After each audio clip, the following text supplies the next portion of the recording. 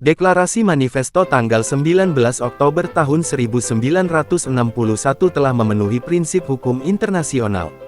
Manifesto adalah pernyataan tertulis yang mengumumkan visi, misi, niat, atau pandangan seseorang atau sekelompok orang kepada publik.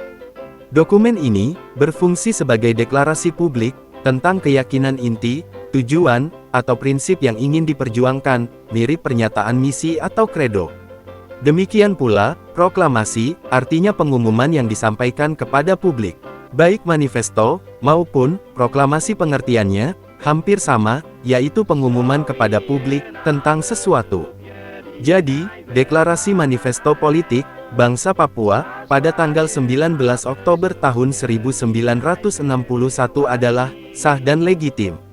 Isi dari deklarasi manifesto itu telah memenuhi hukum internasional, maka sah dari sisi hukum, dan legitim karena dideklarasikan oleh wakil dari bangsa Papua, yaitu utusan resmi dari 7 wilayah, dan anggota NGR, New Guinea Rat. Proklamasi, atau deklarasi lain di luar dari manifesto, tanggal 19 Oktober tahun 1961, oleh komponen bangsa Papua, yang lahir setelah tanggal 1 Desember tahun 1961 itu, sesungguhnya tidak harus dilakukan, karena itu hanya mengaburkan deklarasi manifesto, tanggal 19 Oktober tahun 1961.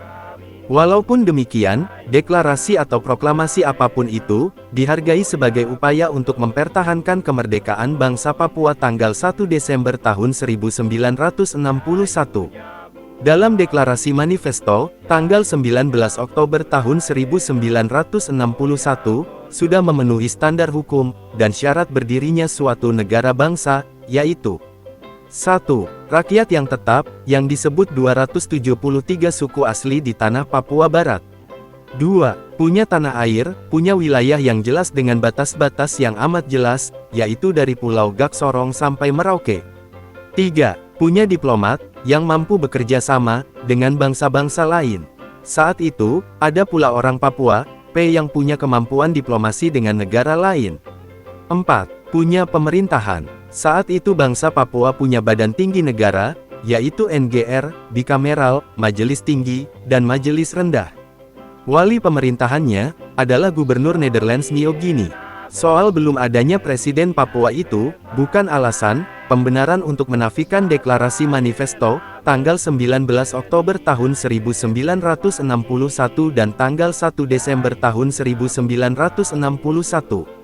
Presiden Soekarno, dalam maklumat Trikora, tanggal 19 Desember tahun 1961, telah mengakui adanya negara Papua bentukan kolonial Belanda, itu adalah bukti sah, dan itu pengakuan secara de jure, walaupun Trikora itu dikeluarkannya untuk menganeksasi negara bangsa Papua ke dalam NKRI.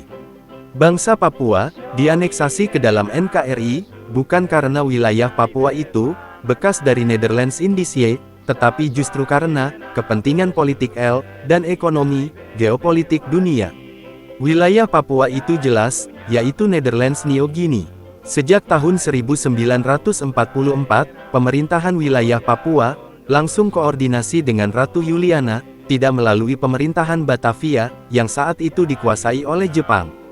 Negara Indonesia diakui oleh Belanda pada tahun 1949 di Den Haag Belanda, hanya dari Sabang sampai Amboina, Maluku. Sedangkan wilayah Papua dipisahkan karena Belanda hendak mempersiapkan bangsa Papua untuk menentukan nasibnya sendiri. Hak penentuan nasib sendiri bagi bangsa Papua itu sudah dinyatakan pada tanggal 19 Oktober tahun 1961 melalui deklarasi manifesto dan dirayakan kemerdekaannya pada tanggal 1 Desember tahun 1961 dalam upacara resmi. Manusia lahir satu kali dari rahim perempuan. Demikian pula, negara dan bangsa Papua lahir satu kali, dari rahim suku-suku asli, di tanah Papua, pada tanggal 19 Oktober tahun 1961 dan tanggal 1 Desember tahun 1961.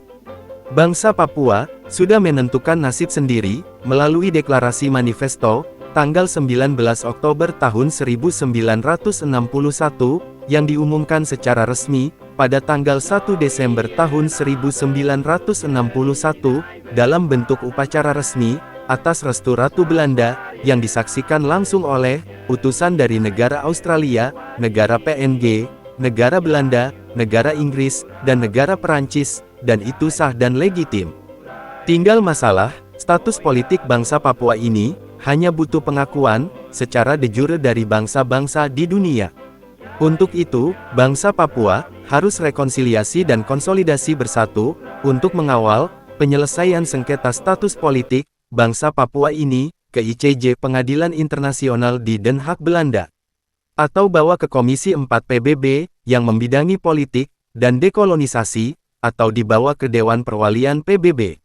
Atas pertolongan Tuhan, Papua pasti bisa.